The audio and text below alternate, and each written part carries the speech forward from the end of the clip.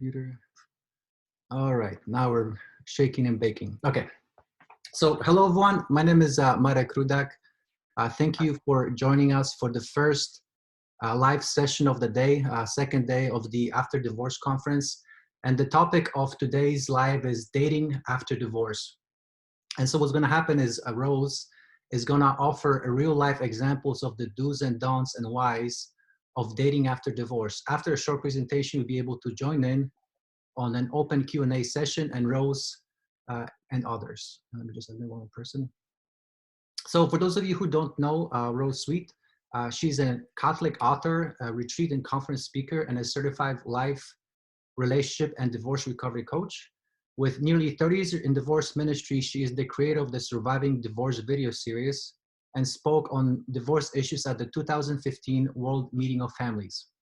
Her inspiring books and talks offer heart, humor, and hope to those who have suffered from divorce. And you can find more info at rosesweet.com, which I'll paste in the chat box in a moment.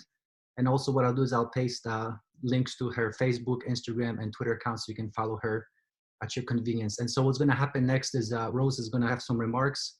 If you have any questions during Rose's remarks, feel free to chat them in. Or if you prefer, you can ask them after Rose is finished with her remarks. If at all possible, we prefer you guys to come on and ask your question with the camera on and ask the person directly, because it makes it more interactive. But if that's not possible, no worries, just type it in and I'll read it for Rose. So with that said, Rose, the stage is yours.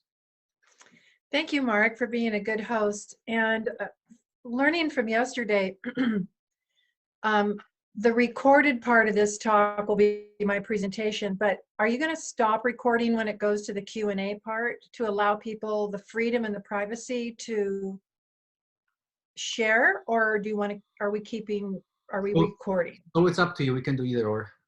What do you guys want to do? I know yesterday when we had an open session, we did not record it so people could just, some people shared very intimately from their heart. What do you guys want to do? Record it or no?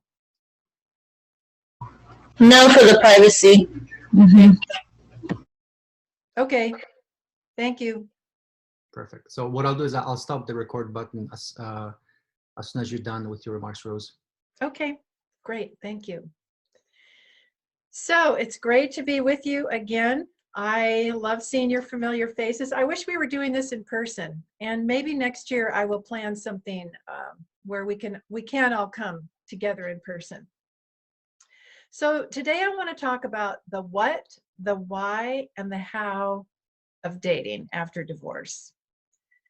So we've talked about in some of the other presentations that dating is a no-no if you have not received an annulment. Let's just get that out of the way, because if you have not submitted your story and your case to the tribunal, you're still married in the eyes of the church, even though you don't feel married and it's been years, and maybe your former spouse has gotten married and had kids with somebody else. That marriage bond still stands as valid until somebody dies. So I want to talk about, though, what is dating? Dating is a unique relationship. It's not like next door neighbors. It's not like parent-teacher. It's not like best friends. Dating is unique and different. And what makes it different is it's a connection with the intent to blank. What's the blank? And I would love if you wanted to offer something. I know it's not Q&A, but let's just open up your mics now and throw out, what is the intention when somebody goes out on a date with somebody else? To find a marriage partner. To find a marriage partner. Anybody else? No.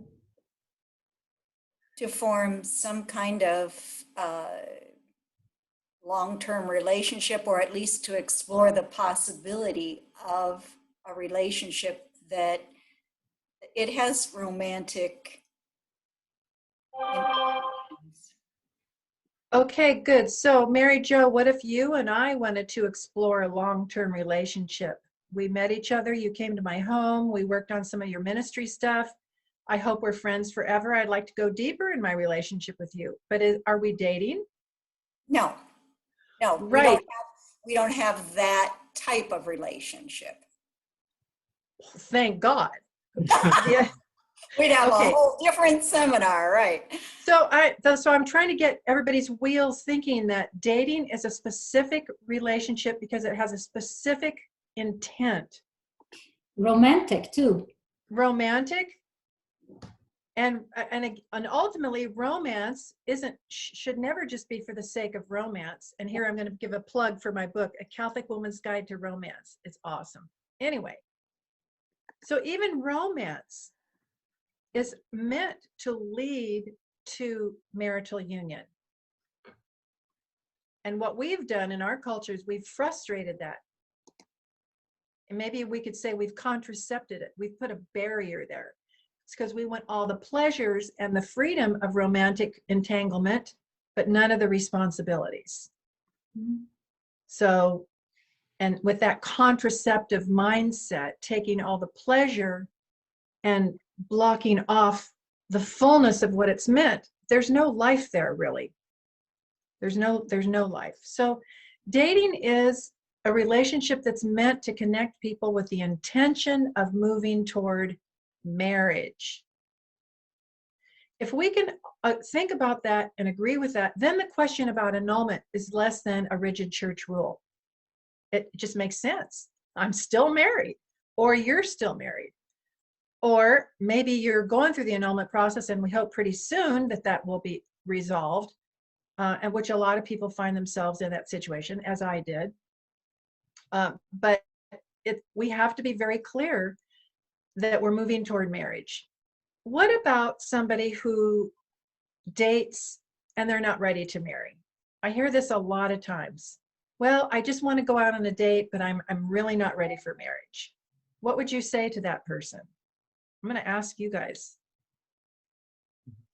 There's too much temptation in that. Too much temptation. Mm-hmm. And that's how God made us. He made us hot, wild, passionate, magnetic, outrageously drawn to each other. And that is good and beautiful. But like fire, it needs to stay in the confines of the fireplace. If it escapes the fireplace, it can tear down the whole house. So all this wild, erotic passion and all the emotional longings that we have are all good and beautiful and part of God's plan. But they need to be within safe structures. We know that. Okay, so comments before I move on to my next point. What would you say to somebody who's just, I'm not ready to marry. I've just gotten over my divorce. I do have my annulment, but I don't know if I'm even ready to, but I just want to go out on a date. What would you say to that person? I would say, Yes, Myrna? I would say this is selfish because you're looking for your own interest and to feel good about yourself, and that's selfish and not thinking about the other person's feelings. Well, I'll be nice to them. I mean, I'll be generous. I'm not selfish. It's just coffee, Myrna. Come on. You're so uptight. I know, yeah. Keep it that way though. Good. So it is the slippery slope. And, we know as part of our faith, and this is where I love bringing our religion into our relationships, we are to avoid the near occasion of sin. And I love that in our act of contrition. With the help of thy grace, to avoid the near occasion of sin. That means I'm not going to go out for coffee because I'm lonely and I just want to feel pretty again, or I want to wear my new blouse, because in a certain sense, it's using another person. Now, is it a mortal sin to go out on a date on that basis? No. This is not a grave matter, but it is a dangerous one. It could lead to something dangerous. So I hope that we can keep the balance in this conversation between the don'ts that the church tells us what not to do, but we shouldn't be living in absolute fear and shame because we have these feelings and that we have these longings. So dating is specifically for the intention of moving toward hopefully marriage with somebody. Okay. So I think it's like shopping. When I go to the store, I have something in mind that I want. And I have the purchasing power to get that thing. What if I went to the store and I started sampling the vegetables and the fruit, and the clerk said, well, are you going to buy that? I said, well, no, not really. Just wanted a little bite here and there. And well, you're going to have to pay for that. Oh, I don't have any money. I didn't come here with any money. So when we enter into that dating, just wanting to sample things and not having the emotional and legal and spiritual currency to hand over, you're right, Myrna, we're being selfish and sinful on some level. Does that make sense to you guys? And then, Okay. Rose, there's a comment from Jenna saying that if you're not ready to entertain thoughts of marriage again, you are not ready to date, and you shouldn't go on a date. Yes, that's exactly right. Now, here is a typical example of that is a good rule. That's the truth. But the average person goes, oh, well, if I'm not ready, they see the rule, but they don't know the why behind it. So that's what I hope is we who've been through this can help other people understand, to start thinking more deeply about these things. Okay, it's a rule, but why? Because I said so. You know, we're not children anymore, and we have to stop looking at the church and as handing down these horrible rules, and we have to say, well, you know, it doesn't make sense to me. Well, it does make sense if you spend the time to think about it. Okay, so why do people go out on dates other than looking for marriage? What is it they want? And Mark, I know you're smiling. They're looking for something else other than, you know, just temptation. That's other things like sex, or they want to get you in bed right away. You know what I mean? So that's what other guys look for. And sometimes as women, we just need to just feel respected, obviously. Thank you, Crystal. No, okay. So many of us have learned that sex equals love. And that, you know, when we're in bed with somebody, our emotions are on a high, and we feel good. We feel valuable. We feel desired. We feel loved. And that fades. And we all know, I'm looking around here, we're all of an age where we understand this. But it's still there. And there are still a lot of people who have been married 10, even 20 years. They get divorced and they're thrust into the dating world again. And they're bringing the old ways of thinking from when they were 18 years old. So that's another thing. If I know Mary Jo, you're in divorce ministry, Myrna, you are too, whether you're a person here or going through it, or you're in ministry, we need to have compassion and understanding of the reason people go and do these stupid, sinful things. And notice that I'm trying to do what did yesterday with my both and.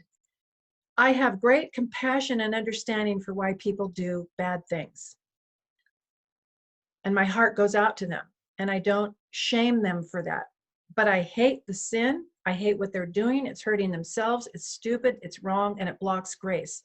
So we don't have to be, you're a sinner, or it's okay, God loves you, you're just lonely. It's never one of those two extremes.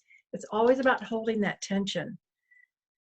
And that's what wisdom and grace helps with that. So we date because we're lonely. We date because we're bored. I've heard we date because I just want some support. So tell me, if I am a divorced woman, where I can get healthy support, healthy companionship. Where can I go get these things? Women always, I know. it's never a word. Always to and use, never. Always and never. Women have a tendency to be able to communicate well with other women, girlfriends, family. It may not be many people, maybe just a close, tight 1 or 2 friends, but usually you can find a friend of the same sex or a brother, if you need somebody from the opposite sex, someone who you can confide in, where that relationship isn't going to slide down the slope into something that might be more than you're looking for. I'm glad you said, or if you need the opposite sex. That's another slippery slope.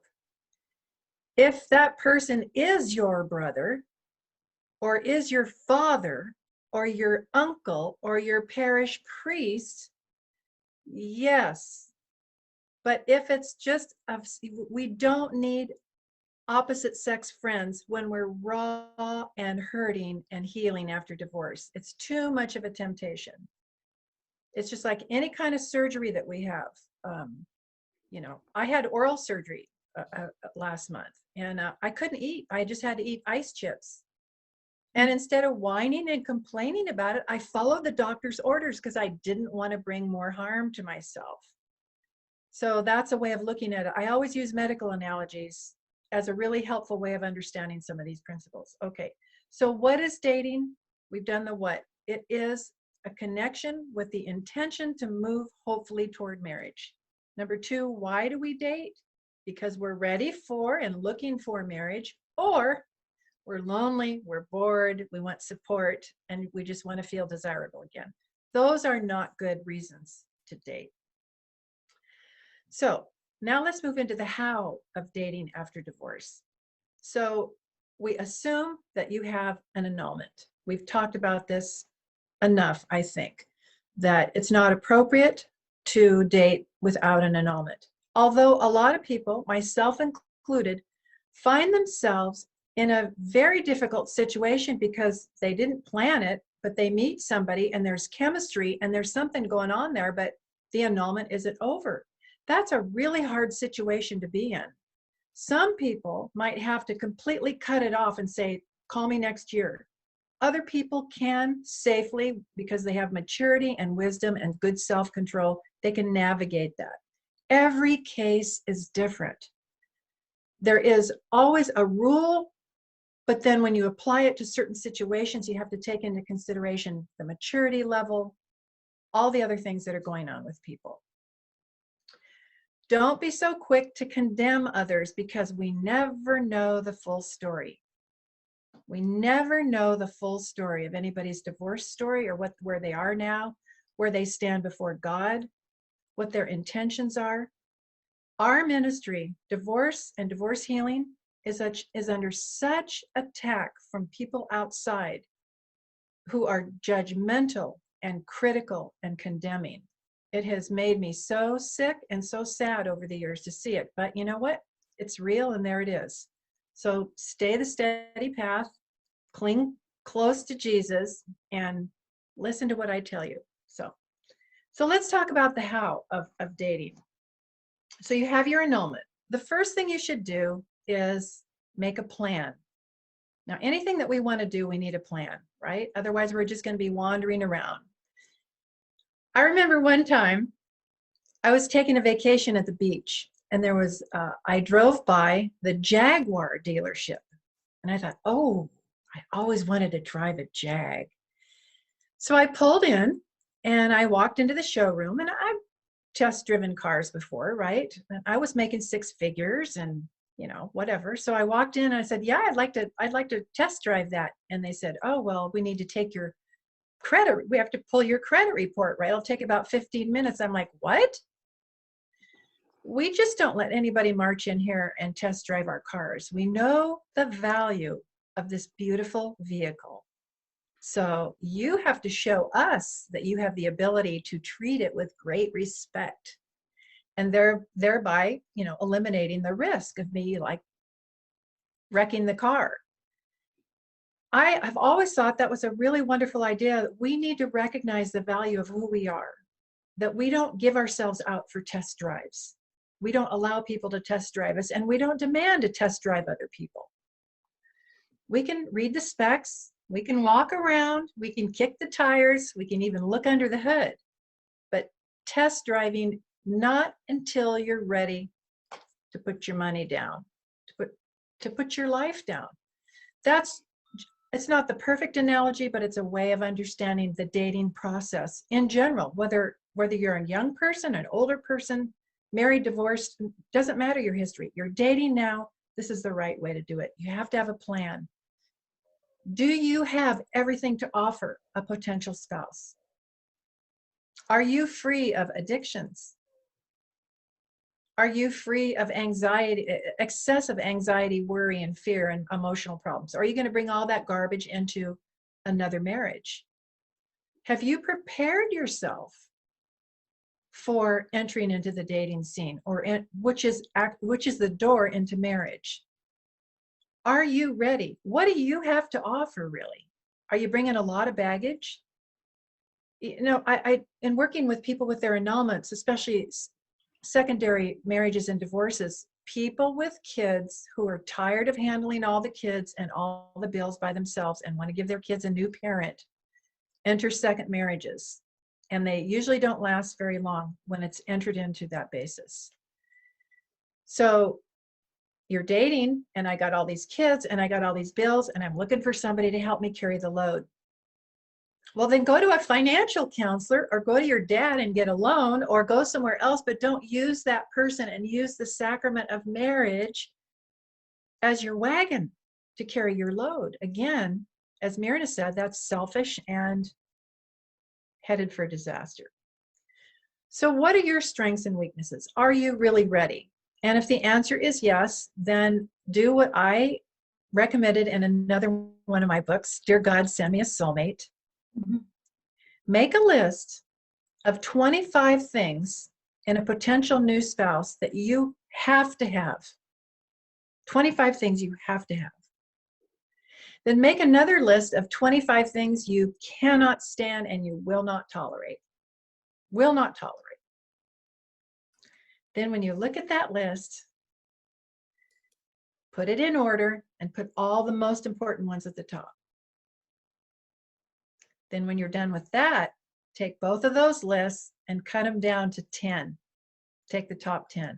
Because you are never going to find the perfect person who has all 25 things that you want and none of the 25 things that you can't stand. That person does not exist. He's in heaven. He's in the Eucharist. That's where he is. So that's the reality of having a list and having a plan. Now, you can't reduce people to a list. Okay, you fit the list.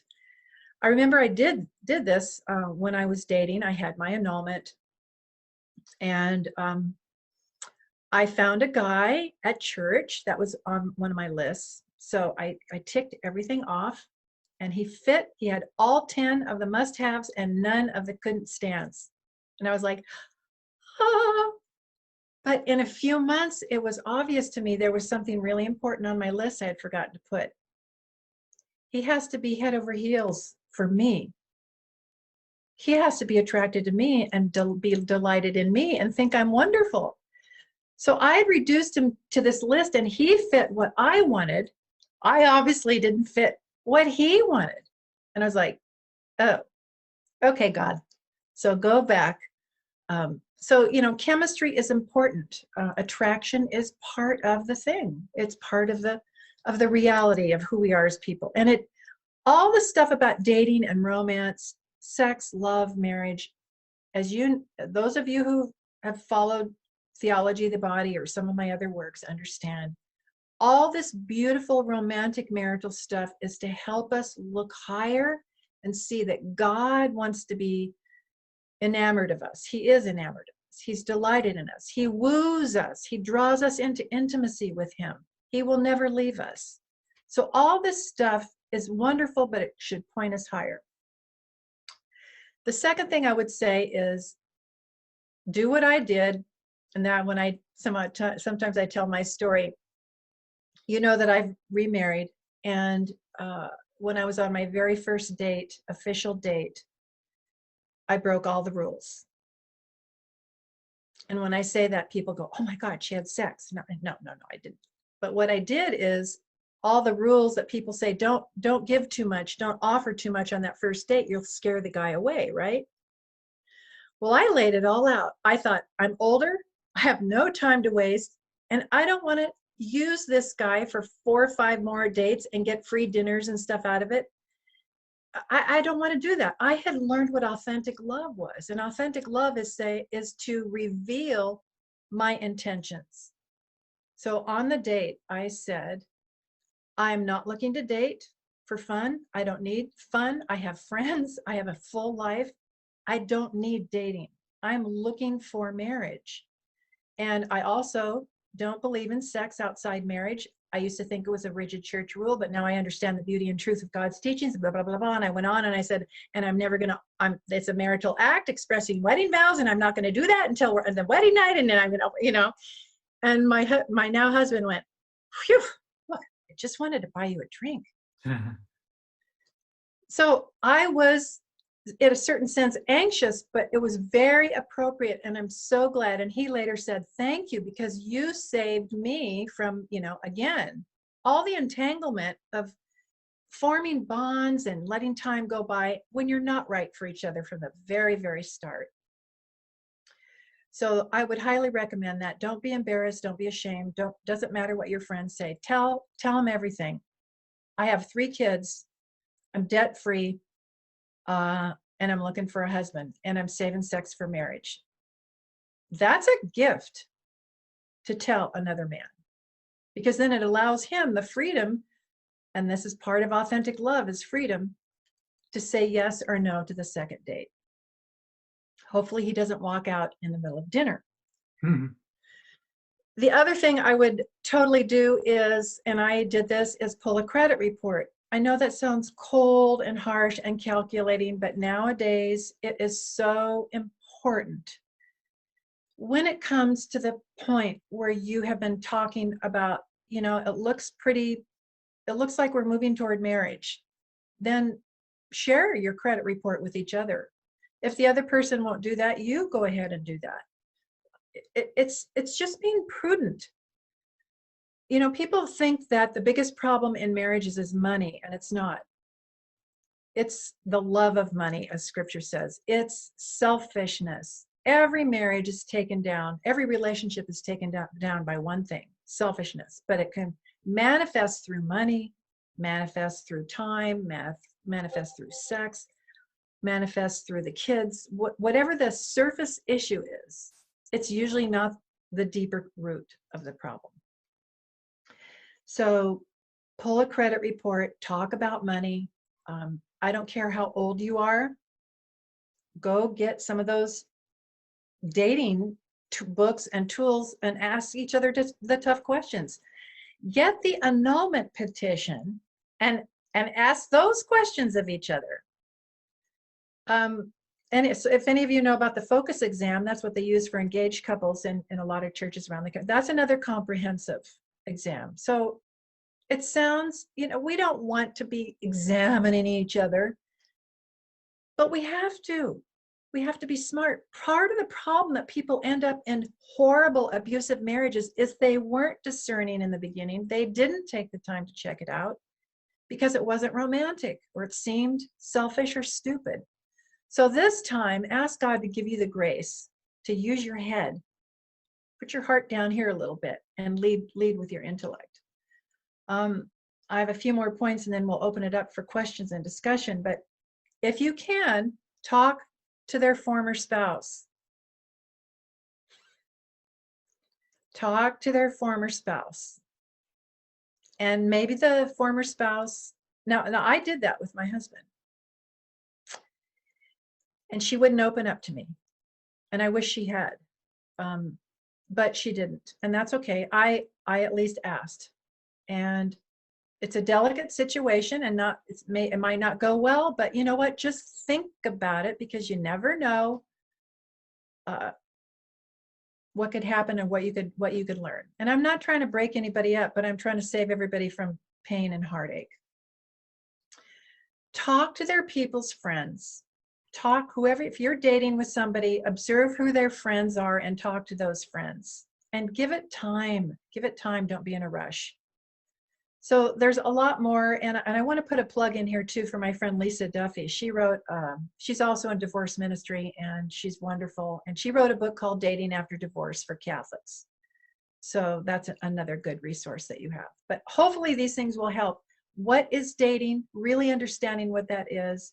Why do we date, and why are we making the decision to date? And once we do that correctly, then how do we do it well? How do we do dating well so that gets us where we want to go? And the last thing is, don't forget to pray. Pray without ceasing. Pray without ceasing, and ask your friends to pray with you as well. Okay. All right, well, thank you so much, Rose. So at this point, I'm going to turn the recording off.